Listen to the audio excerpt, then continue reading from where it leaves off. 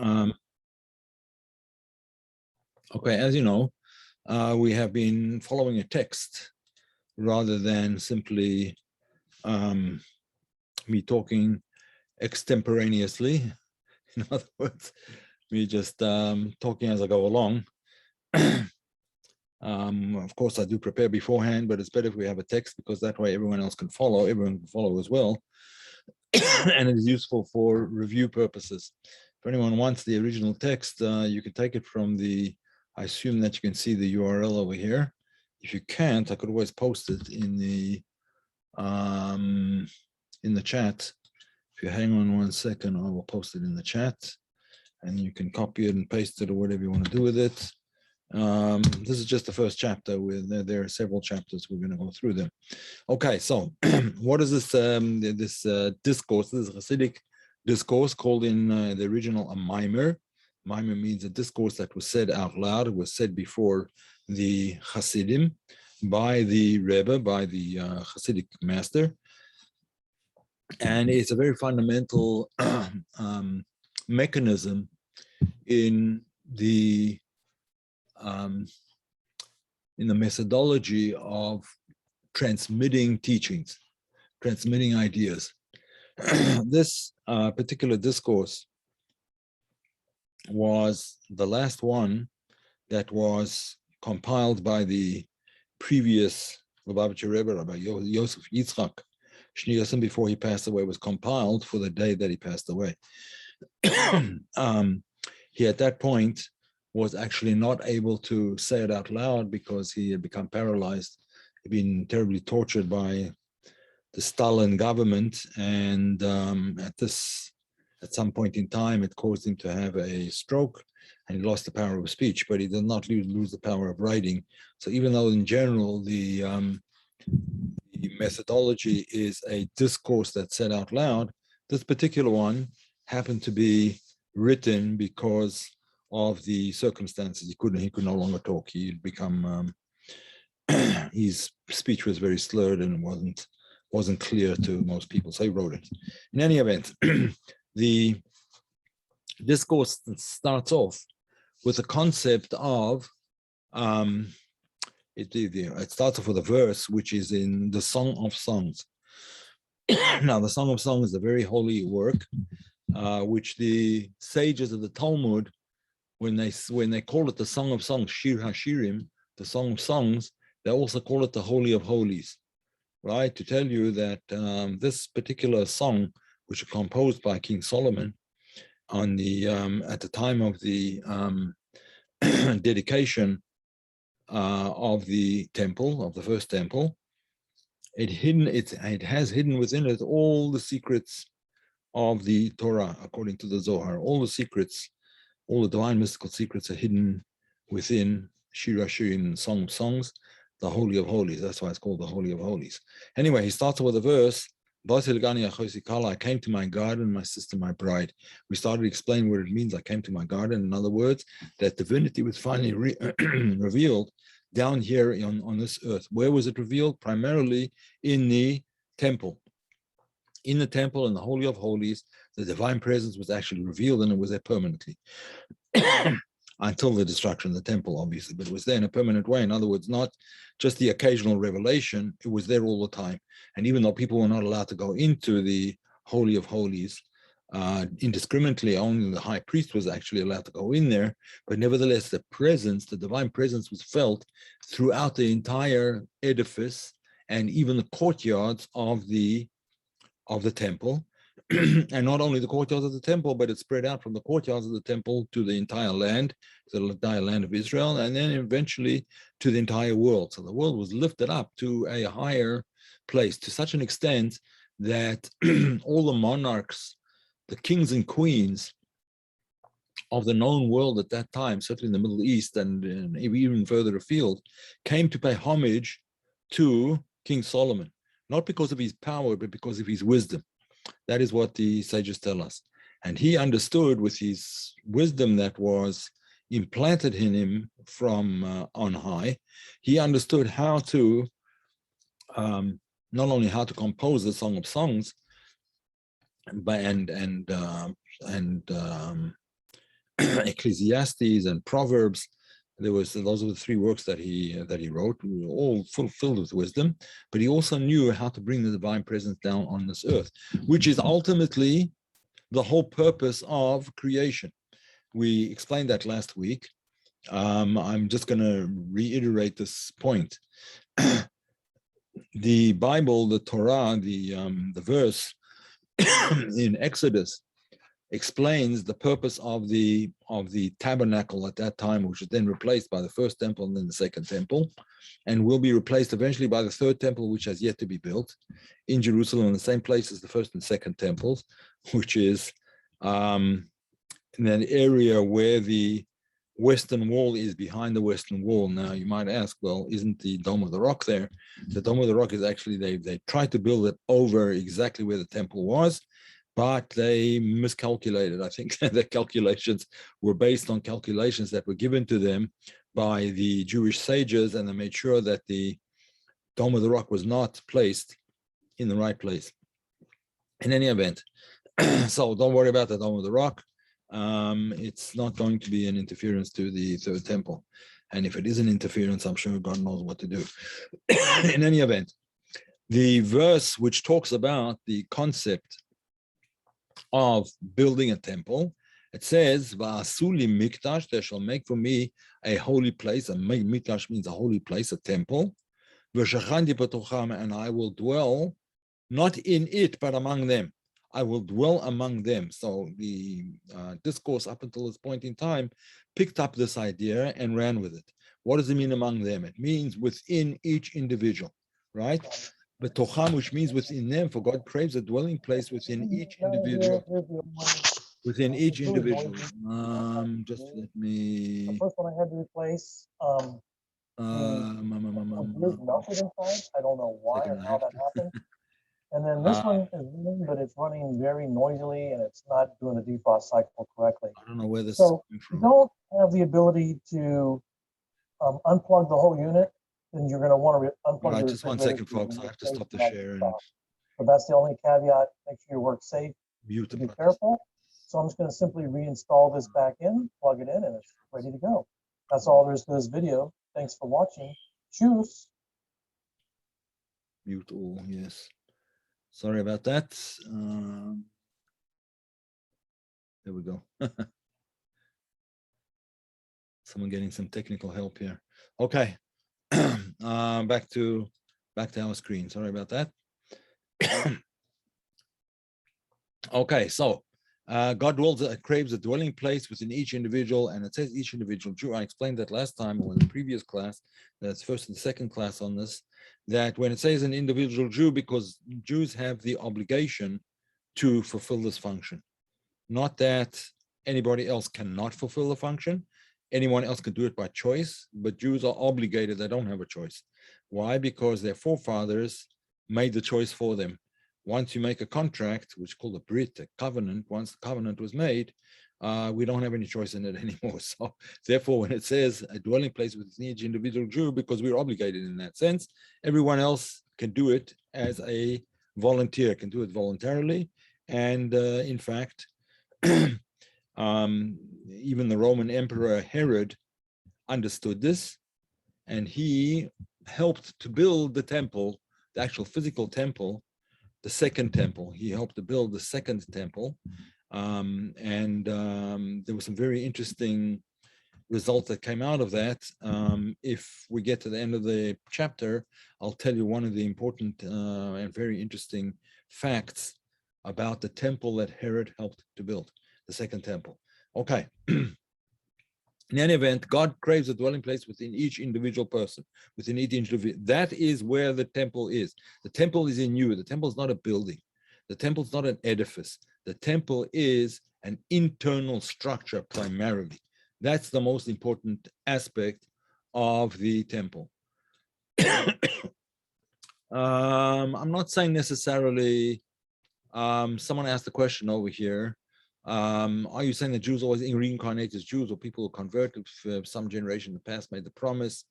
Let's leave out the idea of reincarnation over here. It's a complicated idea and it doesn't necessarily fit. I mean, we're talking about anyone who is born of a Jewish mother is regarded as a Jew, even if the father was not Jewish, but the Jewish mother determines the Jewishness of the child. So anyone who was born by a Jewish mother, and they are obligated in this covenant. It's true that there are souls that are born into to non-Jewish mothers, and they become converts, and those converts become full Jews if they convert according to the proper procedure. One of my teachers, one of my greatest teachers, when I was in yeshiva, the Rosh Yeshiva, the head of the yeshiva, was a convert. He was a very great. He's still alive. He lives in Israel still, and he was an amazing teacher, and I learned a tremendous amount from him. So converts are completely accepted once they convert according to Jewish law. All right. Yeah, I know you meant Gilgul type reincarnation. I understood that. Never mind. Okay, let's just ignore the reincarnation issue. We'll discuss it maybe in a future class, the whole concept of reincarnation. There's a lot to be said there. In any event, this concept, next line, this concept grants us an insight into the verse, the righteous will inherit the land and dwell forever upon it. The righteous will inherit the land. When we say the land, means the Holy Land. The Holy Land in this case is not the land of Israel, but the spiritual land of the Garden of Eden, as we'll explain in a minute. Now, the word la'ad, forever, recalls the word ad in the phrase, he who dwells forever. Exalted and holy is his name. In other words, God dwells forever, and the divine presence is always in the Garden of Eden. And that is the land that the righteous will inherit. Actually, someone sent me an interesting, well, I found it amusing anyway, a good joke. That three men, one was a Breslover Hasid, that's a branch of Hasidism. One was a Lubavitcher Hasid, also a branch of Hasidism, and one was called a Litvak. A Litvak is Lithuanian, and these are people who are basically anti-Hasidic, you could say. At least they always were traditionally. I'm not talking about individuals, but as a whole. Anyway, they all end up in hell, in Gehenna, for some reason or another. And lo and behold, the Breslov Chassid, his Rebbe, his spiritual master, Rabbi Nachman, comes down to Gehenna, and he says, what are you doing here? You don't belong here. And I promise that anyone who's here, I'm going to yank them out by their payers, by their side locks. I'm going to yank them out. So if you behaved like a Breslover, in other words, you did the Tikkun Kloli, and you various other customs amongst the Breslovers, you don't belong here, and I'm taking you out. And indeed, he was taken out of hell. So the second Lubavitcher Rebbe comes and says, what are you doing here? So he tells him, this is why he got here. And he said, I know that every day you did your chitas, chumash, tilin, tanya. In other words, you studied Bible, Psalms, and Tanya, the seminal work of Chabad Hasidus. You were involved in shlichus, you were an emissary, and therefore you don't belong here, I'm taking you out. And he goes out. Then the third one, in the Litvak, his Rosh Yeshiva comes and he sees him again. What are you doing here? So he says to him, this is what I did, and so on. And the Rosh Yeshiva says to him, I told you so. I told you so. Okay, so I don't know, maybe Jewish humor that not everybody understands, but if you understand what Litvaks are like, you'll understand that is the typical approach. I told you so. Behave yourself or you'll land up in hell, which we try not to emphasize at all. Anyway, whatever. Let's continue. He who dwells forever, exalted and holy is his name. A verse thus may be understood as follows. In other words, they will inherit the land. The righteous will inherit the land, an allusion to the Garden of Eden, Gan Eden, the Garden of Eden, because they bring about him who dwells forever, exalted and holy is his name, to dwell and be revealed in the physical world below. That's the purpose of creation. The whole purpose of creation is for godliness to be revealed in those dimensions where you would imagine it would be impossible for godliness to be revealed, because it's so antithetical to godliness. In other words, God is revealed within the darkness. That's one of the fundamental teachings of the Baal Shem Tov. I think I mentioned it last week as well, where the Baal Shem Tov explains that it's not enough to simply bring light into the darkness. The darkness itself has to be transformed into light. And that's our purpose. That's what we're doing here. We are attempting to transform the darkness of the world. When I say the darkness, I mean the spiritual darkness of the world, the unhappiness, the lack of divine awareness, the lack of self-awareness, ultimately, as well, to transform that into divine awareness, into divine consciousness, into divine presence revealed in the world. Divine presence is here, but it's not revealed. Our job is to reveal it. And anyway, this is the core. This is the idea of to dwell and be revealed. The divine presence, the one who dwells forever, exalted and holy is his name, to dwell and be revealed in this physical world below. Okay, with this in mind, namely the revelation of the divine presence in the sanctuary, and more particularly the revelation of the divine dimension within himself, within each individual, which each individual secures through the construction of his own personal sanctuary, we can better understand the interpretation of the verse, I have come to my garden. In other words, if you have your personal sanctuary, I have come to my garden, means you now have a personal relationship with God. How do we explain that? What's the analogy? So he says it from the verse. As I have come into my bridal chamber. What's the bridal chamber? The bridal chamber was always when, even today, when a couple gets married. So immediately after what's called the chuppah is the wedding canopy, which is generally actually held outside, unless it's raining or snowing or something, but generally it's held outside, under the heavens with just a canopy, a very light kind of canopy over them, because the whole idea is to understand that we become, essentially, we're not hiding indoors, we're part of the entire system, right? We're under the skies, so to speak.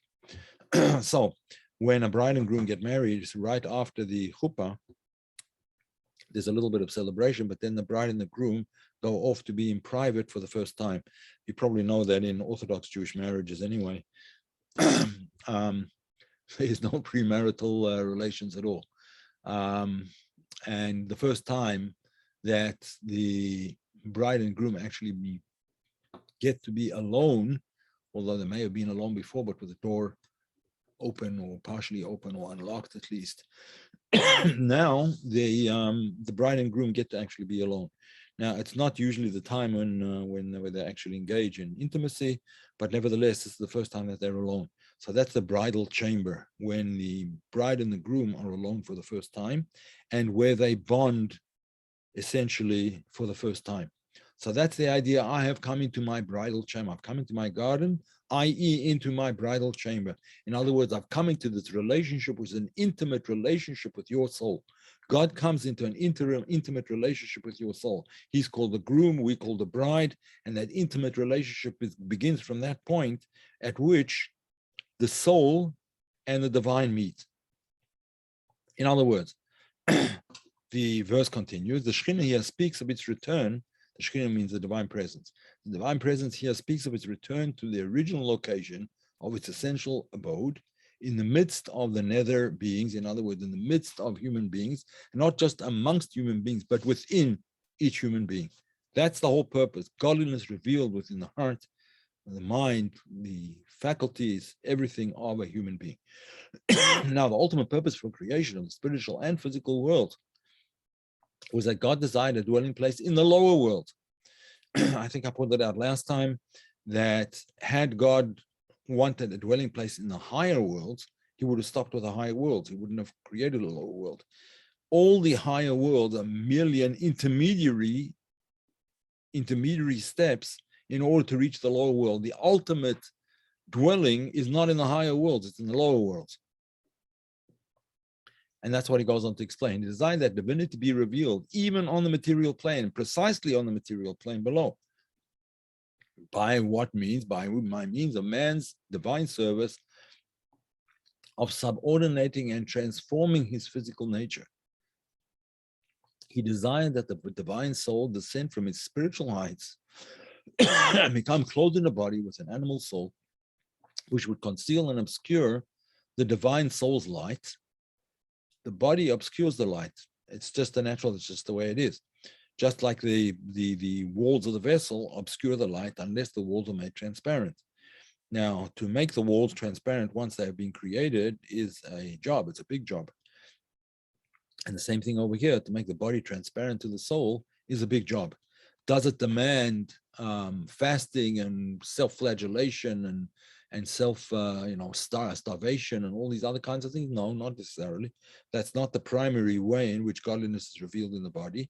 It used to be that was seen as a much more viable approach. But these days, since certainly after the time of the Baal Shem Tov, that is no longer seen as a viable approach, except in very, very rare and exceptional circumstances.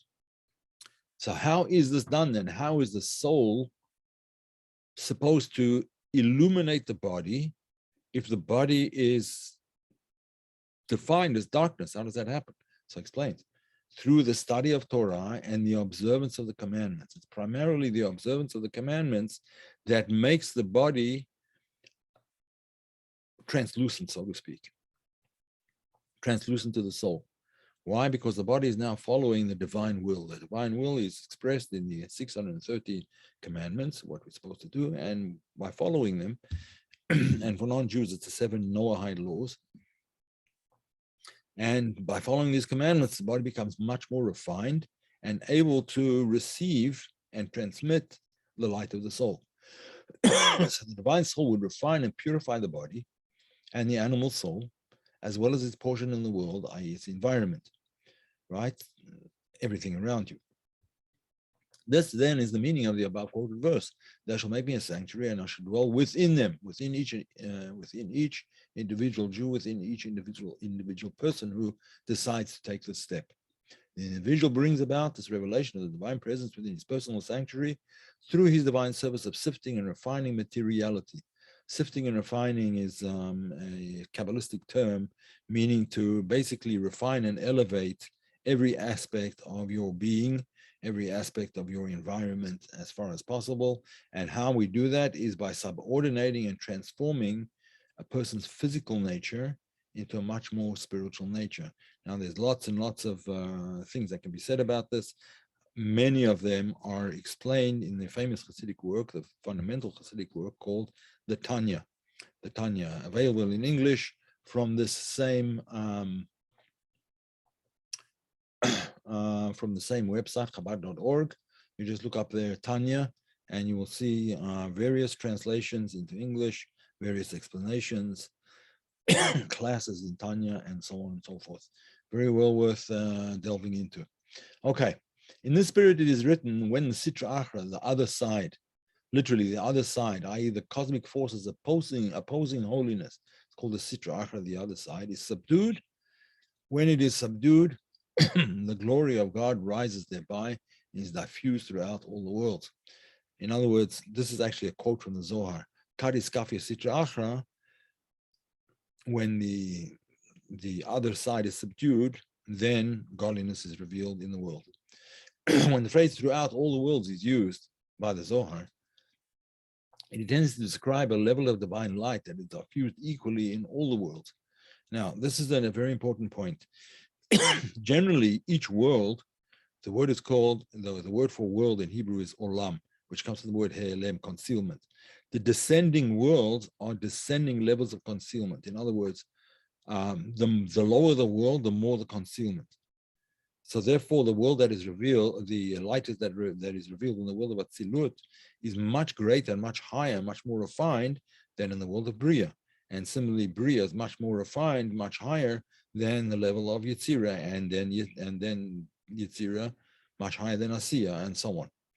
Right? But the divine light that diffuses all of the worlds equally, that's a transcendent light. It's not narrowed down or constricted according to each particular world.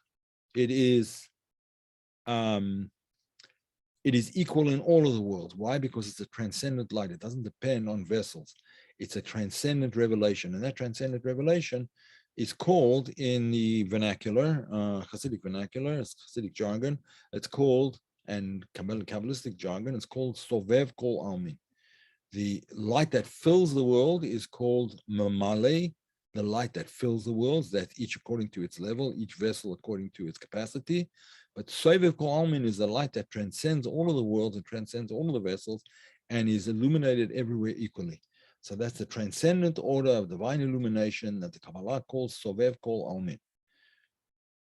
The light of Sovev Kol Almin is unique. Unique in the sense that it is not limited by where it illuminates. The spiritual worlds exist at various levels. In the higher realms, the divine light shines forth in overt revelation. In the lower realms, the revelation is not as apparent. At certain levels, the light is even hidden and obscured in the lowest levels. But that is only the light of Mamale Kol Almin. The light of Sovev Kol Almin is equal everywhere.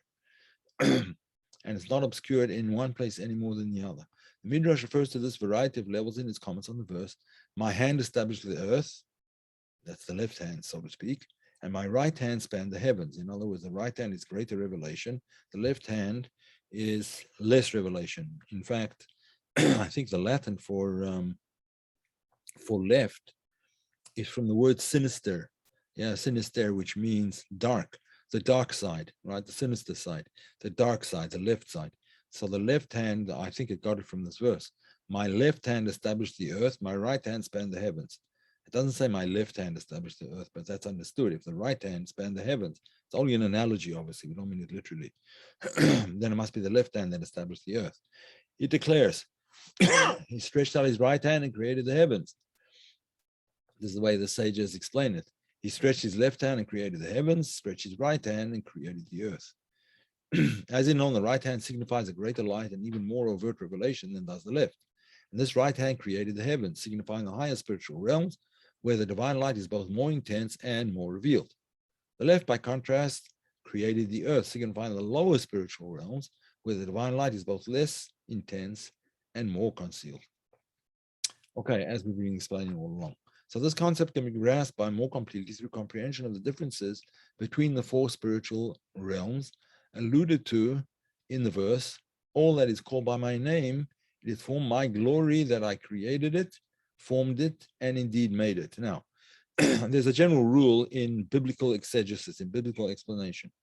Whenever a synonym or a series of words is used instead of just one word, that's a hint that we're talking about various different levels. This is no different over here. All that is called by my name is for my glory, and I created it, formed it, and indeed made it. Hints to the four expressions here, hints to the various worlds. Made it refers to the world of Asiya, which is the translation of the word made. Formed is the world of Yetzirah. Created is the world of Bria. Called by my name for my glory, that's the world of Atzilut. Right, the world of Atzilus. Okay, so these words allude in descending order to the four worlds, i.e. the four stages in the creative process: Atzilus, Bria, Yetzirah, and Asiya. The manner of illumination in Atzilus differs from that in the other three worlds, for in Atzilus, that divine energy which is being concealed becomes revealed.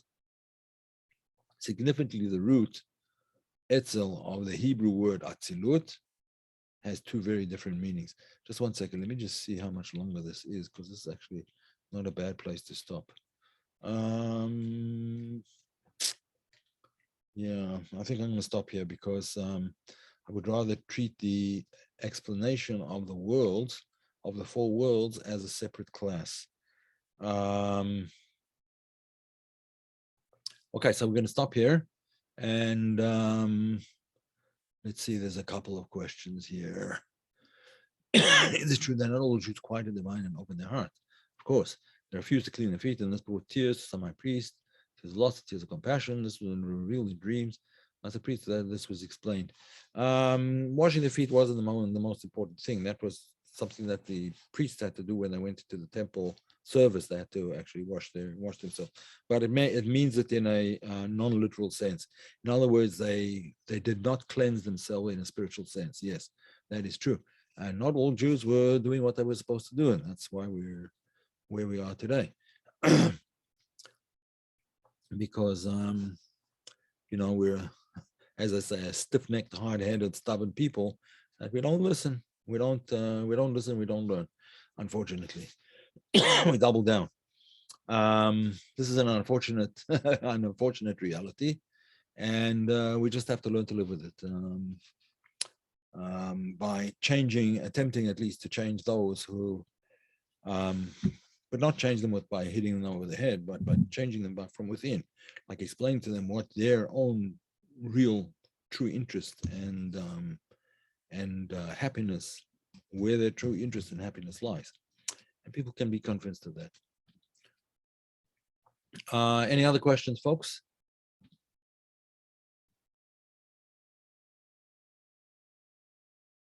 Okay, we're going to stop here for today, and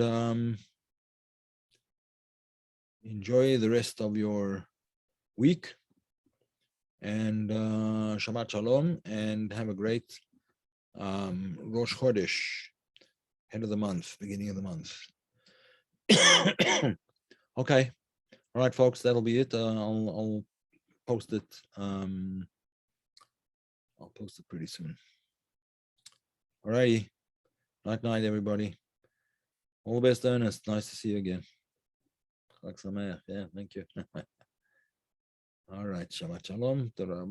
Great. And to you.